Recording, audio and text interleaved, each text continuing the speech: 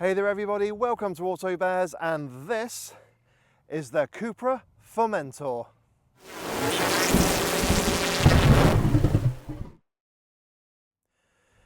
Now, as you're aware, there are the four big consumer brands within the Volkswagen group. You've got Volkswagen, Audi, Seat and Skoda. Now, each one of those brands had their own little sports division. Volkswagen had GTI and R, Audi, S and RS, Skoda had VRS, and Seat had FR and Cupra. But in 2018, Cupra separated and became its own brand. So if you wanted a hot Seat, you had to go over to Cupra in order to get it. The hottest you could get from Seat was an FR, and that was really more of a mild car rather than a proper hot sporty one. But since Cupra have launched back in 2018, they've brought us four models. Two of them originated from Seat, but two have been bespoke for Cupra. The Born, the brand's first all-electric vehicle, and you can watch my review of that up in the top right-hand corner, and this, the Formentor. And this is a car I have been so excited to review since it was first launched. In fact, I've waited over 2 years to get it. And this is kind of how excited I've been, because every time there's been like a media day or something where Cupra have attended, I've not driven a Formentor. I've actually stayed away from it because I wanted to do the full review. And now I've got it, and I've got the 1.5 V2, so kind of the baby Formentor. And I'm going to answer two big questions. Number one, what's it like? And number two, was it worth the wait? Stick with me to find out. Now, one of the reasons I've been waiting so long to get my hands on a Formentor is down to the styling. I mean, just look at it. This car's been out with us for more than 2 years and it hasn't aged a day. It's got curves and creases all over, and they're not the kind of lines that you would expect from a Volkswagen Group car. If anything, you'd probably think that this was built in America with a whopping great big V8 under the bonnet. But I think they've done an amazing job with the Cupra Formentor's design. And it's not a case of form over function either. We've got a big grille at the front, which allows a lot of air in for cooling. We've got the distinctive copper badge there for Cupra. We've even got some little vents here on the side to channel air down the side of the car. Even at the back of the car, we've got some really nice distinctive haunches at the rear, and then we've got the tail light design, which is absolutely gorgeous. It does do a little dance for you as well at night, and even gives you the car's name on the side. A very quirky little feature. And even the alloys on this Formentor are absolutely beautiful, and I can tell you from experience, they're pretty easy to clean as well. So yeah, I think the Formentor is an absolutely gorgeous car, and it's not overstyled as well. I think this is one of the best cars you can buy in terms of looks, not just for say under £50,000, maybe under 100 grand as well. I mean, there's very few competitors or cars out there which I think are as striking as the Formentor. But let me know what you think in the comments section below. Do you like the Formentor's looks, or do you think it's a little bit more form over function, even though I've demonstrated it isn't? But yeah, I think that's enough of looking at the outside of the Formentor, because I could sit here for ages just staring at it. Let's see what it's like with the interior. Sat in the front of the Formentor, you are greeted by a very comfortable, very sporty feeling and beautifully designed interior. This does feel like a wonderful place to be, and I'm actually really surprised by the perceived quality in here as well. Now, because this is a crossover, getting in and out of the Formentor is actually pretty easy because of the raised seating position. But if you do suffer from any kind of severe mobility issues, I'd recommend looking at the Cupra Ateca, because that's got a more traditional SUV feel about it in terms of its design. But once you're sat in the driver's seat of the Formentor, you find that these one-piece bucket seats are absolutely beautiful. They do hold a big bear like me in place with plenty of comfort and adjustment. Now, on the driver's seat, I have got electric adjustment with electric lumbar adjustment as well. However, the front passenger seat is manual adjustment only. I've also got a memory function as well. And then we've got the steering wheel, which has both rake and reach adjustments. So getting the perfect driving position, oh, sorry about that, is easy. And then when it comes to the perceived quality in here, it is a genuine surprise. So firstly, the seats and the leather feels really lovely and a high quality. The foam in the seats as well is actually quite firm, but I think that kind of reflects the sporty nature of Cupra. I mean, they're meant to hold you in place. And then we've got this blue leatherette here on the dash with the contrasting copper stitching, because copper is the kind of signature colour of Cupra. We've got this brushed metal effect trim here, which is quite nice, but it is plastic. And then we've got soft touch plastics here on top of the doors, a bit of leatherette as well, and these kind of metal effect panels on the doors as well. You do go to the centre console and a little bit further down to find your hard scratchy plastics, but they do feel of a decent quality. So yeah, once you get yourself into the Cupra Formentor, it is a very lovely place to be. A big departure from anything else I've seen from the Volkswagen group, bar perhaps Audi, but this is definitely something different when compared to the likes of Seat or indeed Skoda. Cubby spaces in the Formentor are actually pretty good and kind of what you'd expect from this type of vehicle. So the door pockets are of a decent size. You can get a medium to possibly large size bottle of drink in there, but they're not lined with any fabric, so loose items will rattle around a bit. Now ahead of the kind of gear lever, we have got a wireless charging pad, and it is rubberized as well, so your phone's not going to wobble anywhere. And then we have got a couple of little spaces here on the side of the center console, perfect for loose change perhaps, or the actual key. And there is a little logo on the side here, a little symbol of the key itself, and it does fit perfectly in place. Now that's not just a little cubby space for the key, that's actually just in case the car can't register the key is in the car. So that's actually very handy, and it does fit in there perfectly, so I do like that. Then behind the little gear lever, we've got a couple of cup holders. Now one of them is really nice, it's a nice decent depth, but there's no plastic grippers and it's not rubber lined, but there's a little one behind it which if you put 2 coffee cups in there, you're going to struggle. It seems to be designed for kind of 2 cans of drink, maybe an energy drink for the one at the back. So that's a little bit disappointing because you can't get 2 normal sized drinks in there at the same time. Also the issue you have is with the centre armrest, which is of a decent size. It is rubber lined and you have got a 12-volt socket in there. However, some rivals have got a bit more space under the armrest, but also you can slide that forward, so you are going to knock your drink, but you have got the little ratchet function so you can lift it up when you're on a long journey. So I do like that little feature there, and it's something you get on Volkswagen Group cars. And then finally we've got the glove box, which is actually of a decent size. Again, it's not lined with any fabric or rubber, but the book pack is surprisingly small, and yeah, it's actually a very useful place to kind of store some items. And there is a little extra cubby space just above it as well, so you could perhaps put a wallet or something and it will be hidden away. So yeah, when it comes to the cubby spaces here in the Formentor, they're actually pretty decent, with just a couple of exceptions in regards to the cup holders. I think there needs to be a bit of a redesign there. Now, with this being a modern Volkswagen Group vehicle, we have got our combination of physical and touch-sensitive buttons, as well as controls on the infotainment system to operate some of the functions like the dual zone climate control. Now, what might please a lot more people is that the fact that we got more physical buttons than touch-sensitive ones. So regarding the physical buttons, we have got your engine start-stop, gear selector, electric handbrake, and also hold on the center console. On the steering wheel, on the left-hand side, we've got your volume controls as well as the controls for the radar-guided cruise. And then on the right-hand side, we've got controls for the digital dashboard display, voice controls, and heated steering wheel. So that's actually really nicely laid out. We've got a couple of flappy pedals to control the gears whilst you're driving. And on the right-hand side, underneath the air vent, we've got a couple of touch-sensitive buttons to operate the lights, but also the demisting buttons as well for the front and rear. And that's quite an odd place to put them because usually you find them here in the center of the dashboard. And then we've got a couple of touch-sensitive buttons here to operate the dual zone climate control, the heating, as well as the volume controls. Now, you probably know this already from other Formentor reviews, but the one disappointing thing is that these controls here do not light up at night.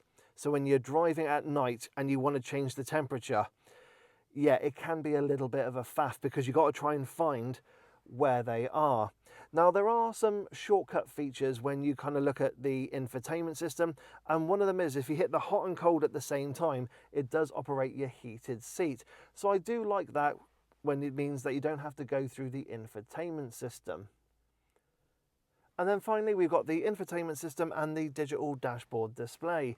Now, the infotainment system is a 12-inch touchscreen only with the touch-sensitive buttons underneath to operate the volume and your temperature as well. And what you find is, for the most part, it's a pretty decent system. The graphics are lovely and clear, very bright as well. So if you're driving at night, you might want to kind of lower down the brightness level to it. But it's got a lot of functionality, but I have found that some of the icons are quite small, so it can be quite fiddly to use when on the move. You've got Apple CarPlay and Android Auto. Apple CarPlay is wireless as well, and you have got two USB-C charging inputs just above the wireless charging pad, so that's very handy. But yeah, for the most part, it is a decent system, but like other Volkswagen Group vehicles that I've come across, it is a little bit flawed. Sometimes it can be a little bit laggy, but for the most part, once you get used to where the icons are, and there's even a tutorial as well, you'll get very used to it. And then we got the digital dashboard display, which is a 10.25 inch display. Just like other Volkswagen Group vehicles, it's a really lovely display. Plenty of customization. The graphics are very clear.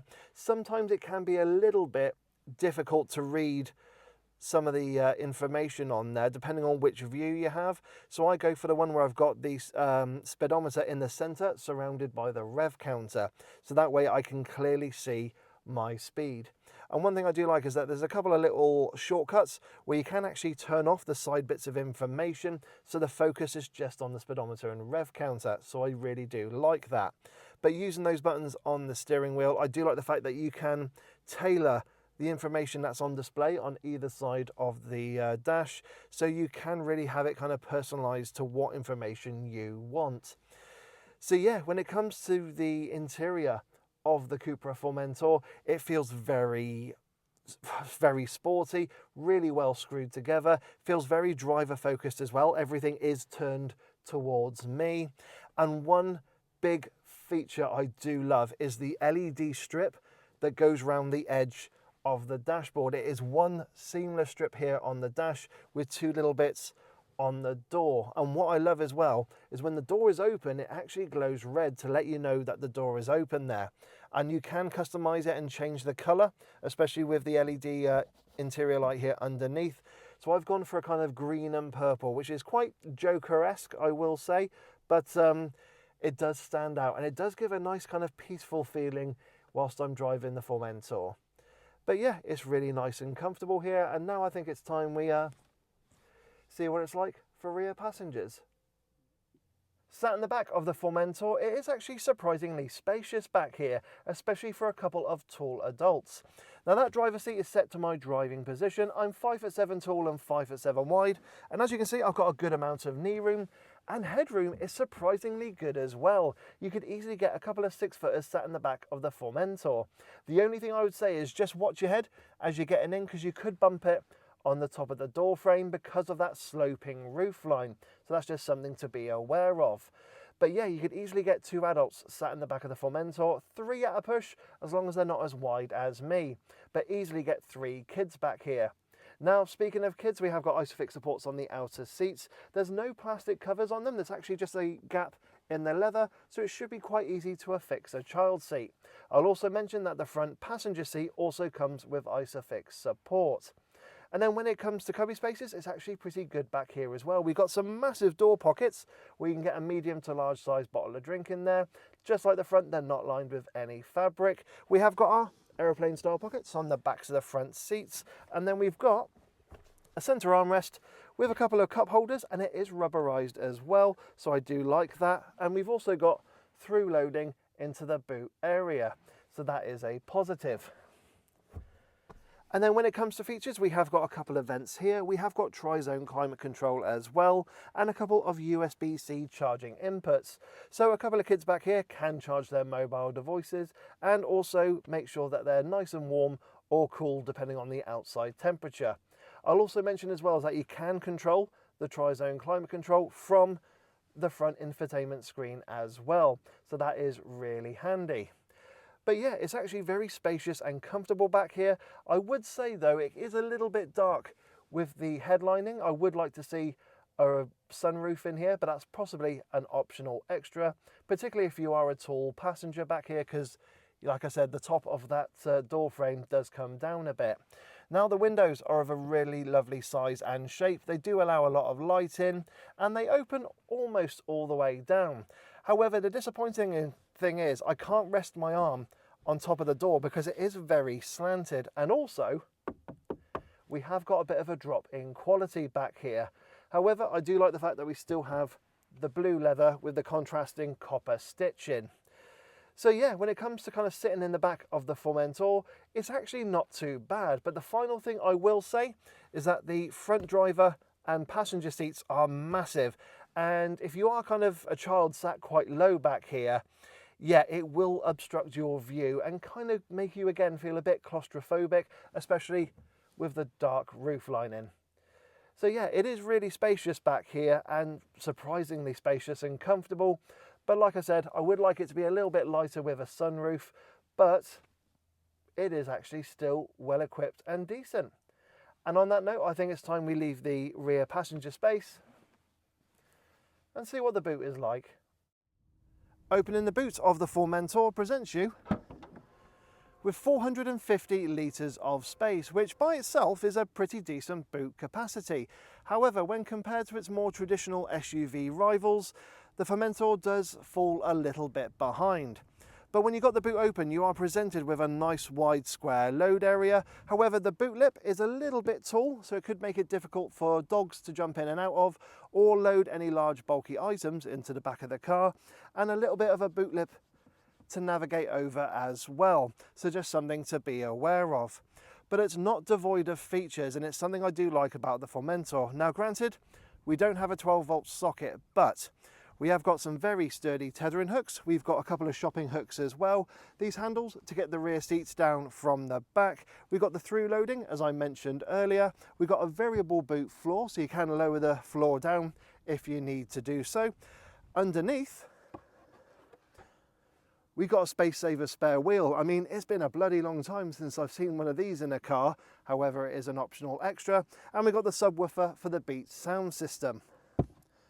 Also, when you get the seats down, there is a little bit of an incline, so it does make it a bit tricky loading large bulky items into the back of the Formentor, but you can put the parcel shelf underneath the boot floor, so you don't have to leave it in the garage. Granted, you do have to spin it upside down and remove one of these little side brackets.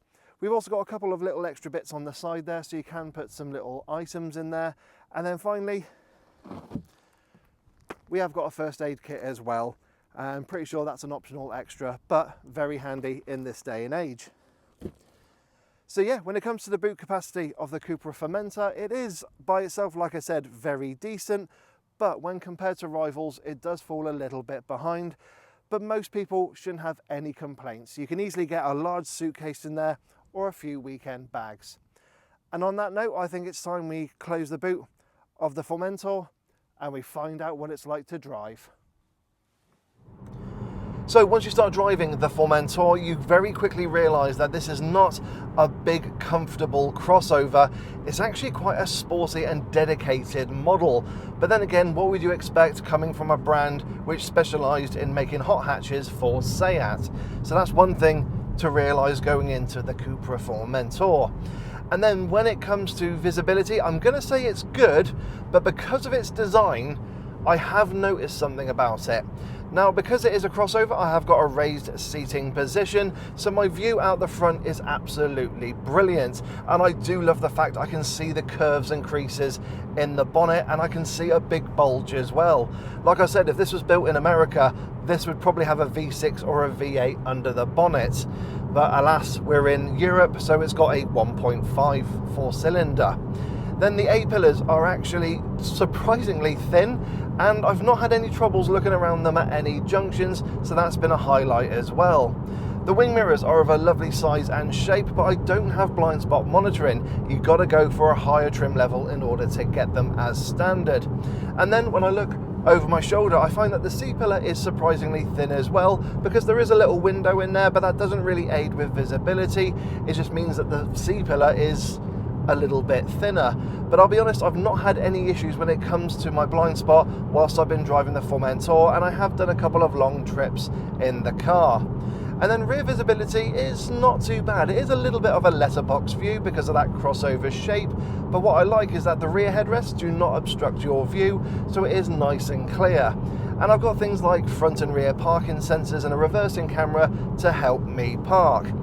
Now, I did say about the size and shape of the Formentor, and that's this: when it comes to visibility, it does make the car seem quite large.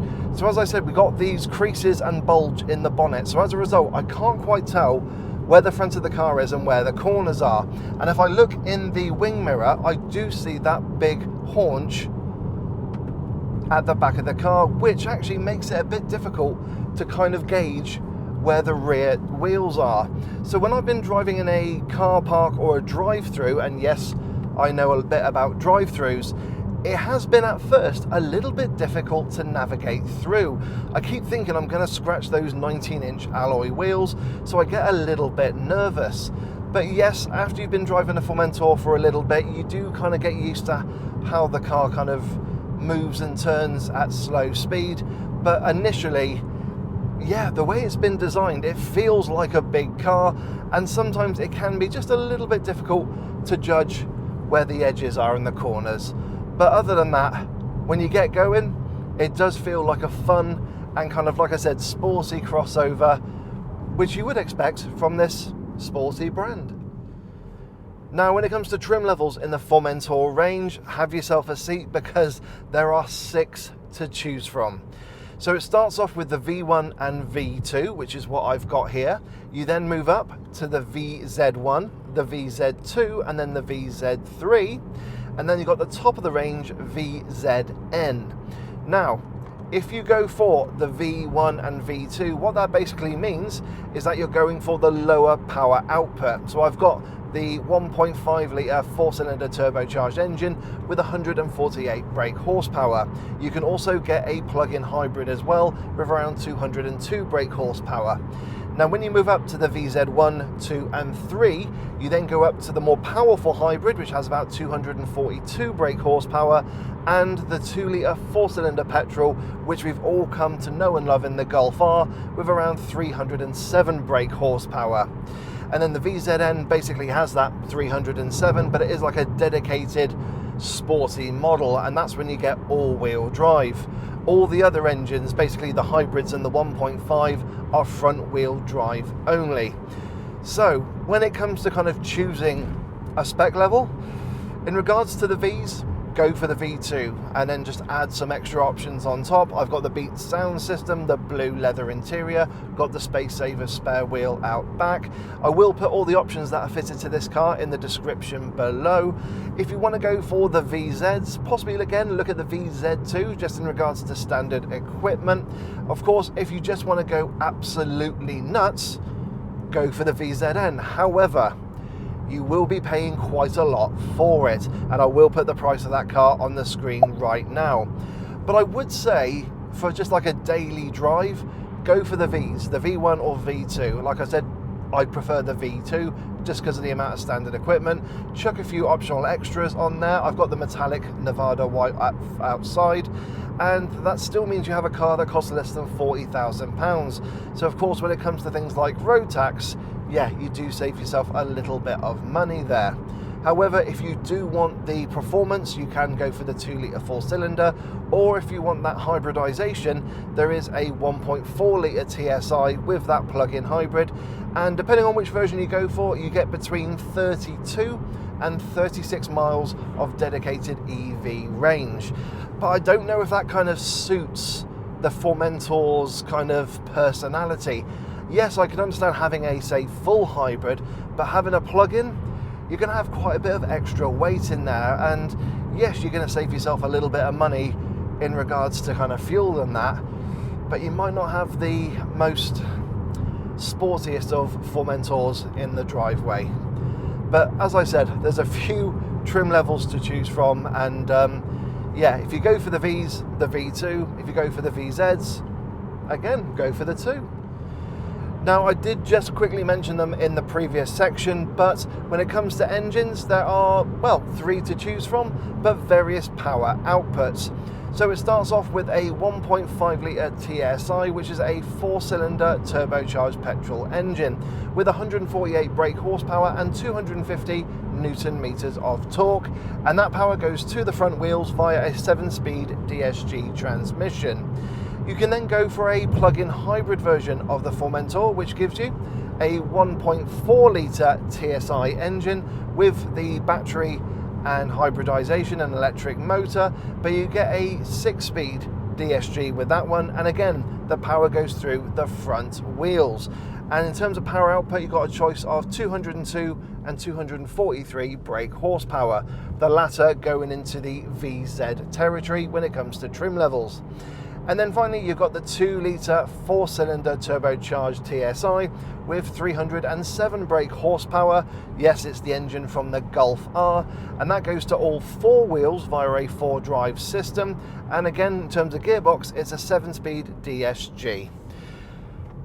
Now, I'm going to focus on the 1.5 I've got here. This is kind of the entry-level engine. So this is the Formentor you're going to be driving day to day, and it's a really lovely engine. Everyone in the Volkswagen group has used it and are very familiar with it. It's got a nice amount of grunt, the performance is there. 0 to 62 takes around 8.9 seconds, so it's not necessarily a hot hatch, but it's the perfect amount of power for everyday driving. And then we've got the gearbox, which is really lovely and smooth. I do love DSG transmissions. Yes, just like other dual clutch transmissions, you can catch it off guard sometimes when you need to quickly put your foot down and overtake, but for day-to-day driving it is seamless. And then when you put it into manual mode using the flappy paddles, it's just really lovely. It's very quick and responsive, and is just, yeah, a joy to live with.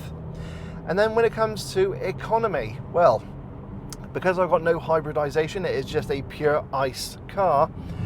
Cupra say I should get on a combined WLTP cycle around 40 mpg, and in fact I think it's about 40.8, and I've nearly gotten that. I've gotten 40.3, so I do believe Cupra when they say that. And that was on actually a long journey driving around in the kind of near Yorkshire Dales, so it wasn't exactly flat all round, but there was a good amount of motorway driving. So I'm actually really pleased I was able to get very nearly what Cupra claim in regards to economy. So what's the ride and refinement like in the Formentor? Well, as I mentioned at the beginning of the driving part of the review, when you start driving this car, it does feel very sporty in the way it's been set up. In no way does this feel like a big, wafty, comfortable crossover. And that noise then very much demonstrates what I'm talking about.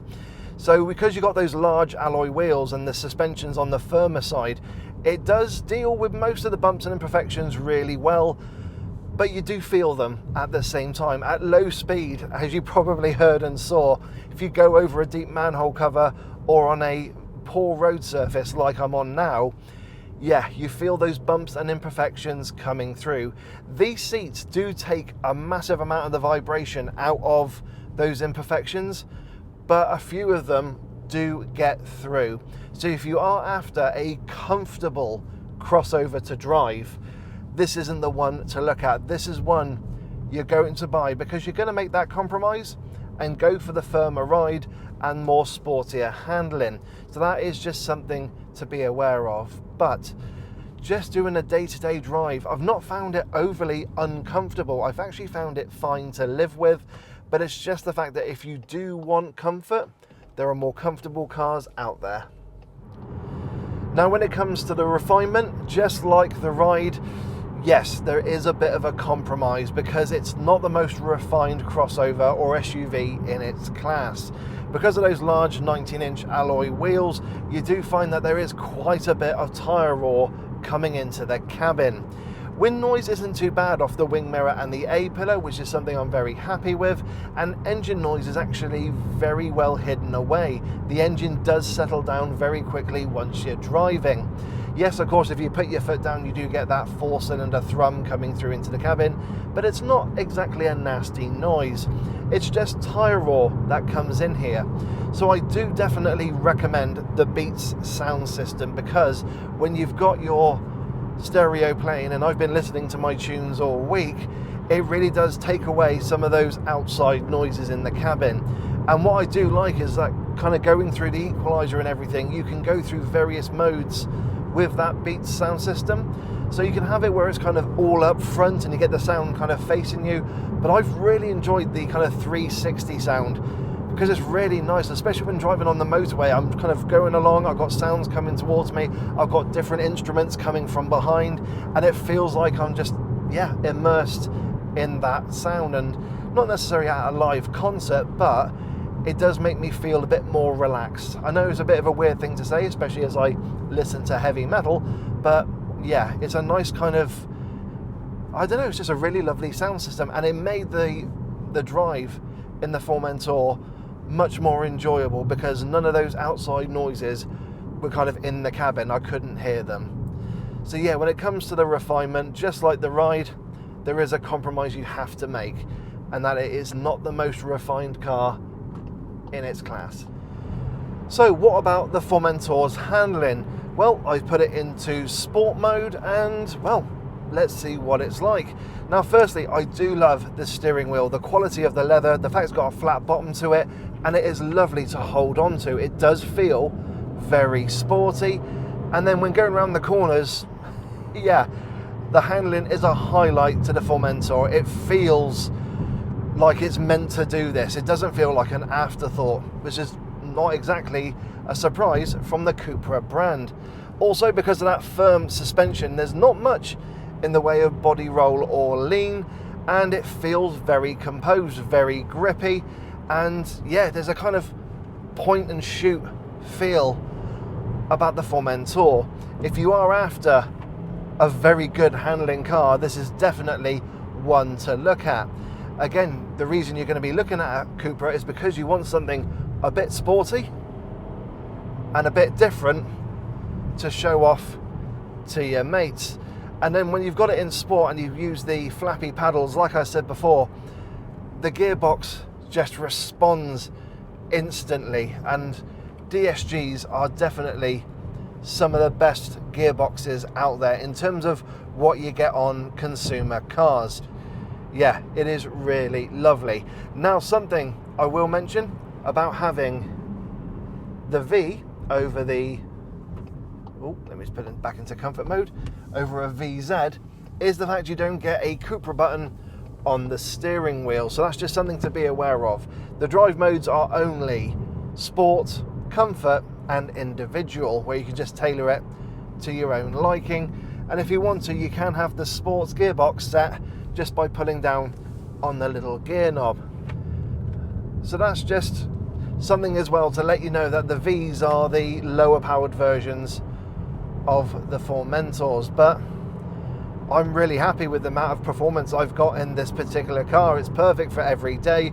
The handling is just sublime, and yeah, in combination of the ride and refinement, you've got yourself a really decent and fun crossover to drive.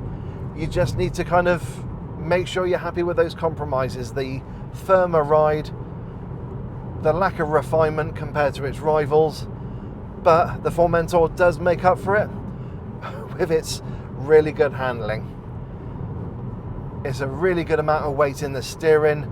I feel like I know what the front tyres are doing. There's a good amount of weight in there as well, but at the same time, it's not too heavy. Parking the Formentor is really easy. So yeah, it is a really decent all-rounder when you drive the Formentor. Definitely more on the sporty side than comfort, but you're going to know that going into the showroom. So with my time in the Formentor, what have been some of the highlights and some of the little niggles I need to let you guys know about? Well, highlights have definitely been the looks. Like I said, after 2 years of this car being on the road, it hasn't aged a day. It is just beautifully proportioned and just an absolutely gorgeous looking crossover. I do like the amount of standard equipment I've got on this V2 trim. I do love these seats, they are wonderful. And the fact that I've got pretty much everything that I would want for under 40 grand for this type of car is a definite bonus. Also, another thing I do like, which is more SUV-like than crossover, is the fact that there are bottom lips to the doors, so you're not going to get your trousers dirty if you've been driving on a mucky day, getting in and out of the car.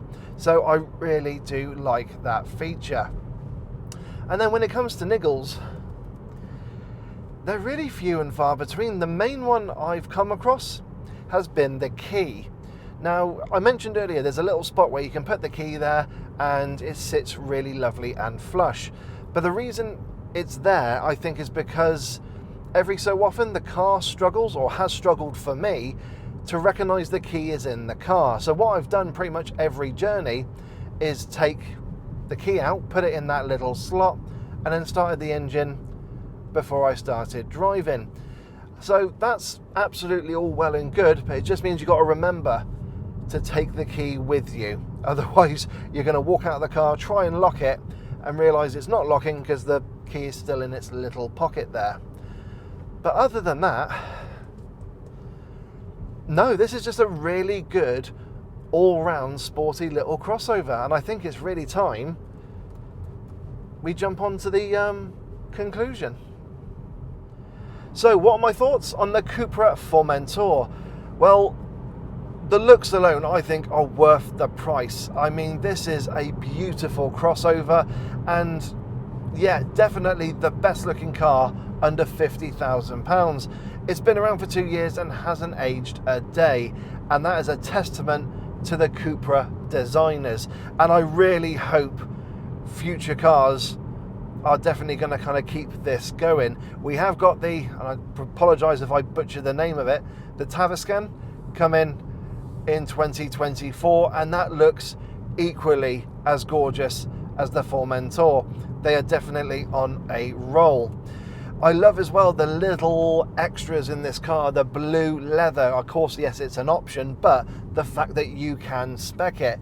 It has a good amount of rear passenger space, a decent boot. Yes, it's smaller than rivals, but as a car, it's just really, really lovely. Yes, you just need to go in with the mindset that this is going to be firm and sporty, not soft and wallowy. The Cupra Formentor is a really good crossover. It is sporty, and I think sometimes that is classed as a bit of a hindrance compared to its rivals, but it is a really lovely crossover and definitely worth having a look at if you're after this type of car. Now here's the big question: has it been worth the 2-year wait to drive it?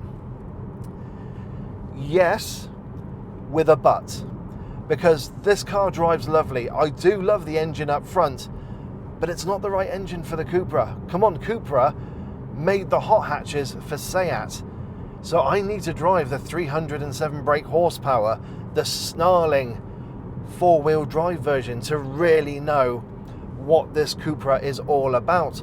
I've driven the Cupra Born, the brand's first electric vehicle based on the Volkswagen ID3, and that was a lovely warm hatchback, but it's not a proper Cupra.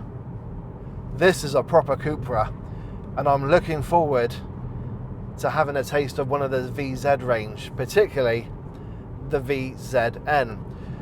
But I've still enjoyed this 1.5. It's a wonderful little daily drive, but you just know that a proper Cupra has a proper engine in it. So everyone, I hope you've enjoyed my review of the Cupra Formentor. As always, don't forget to like, don't forget to subscribe, and hit that bell notifications icon to let you know when I, Dave the Auto Bear, bring out a new video. If you've got any questions about the Formentor and my time with it, please put them down in the comments section below.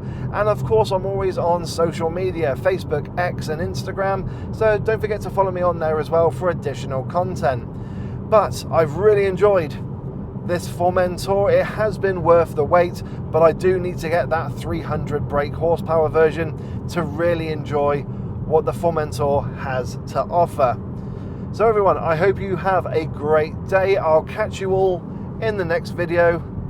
So take care everyone, and bye-bye.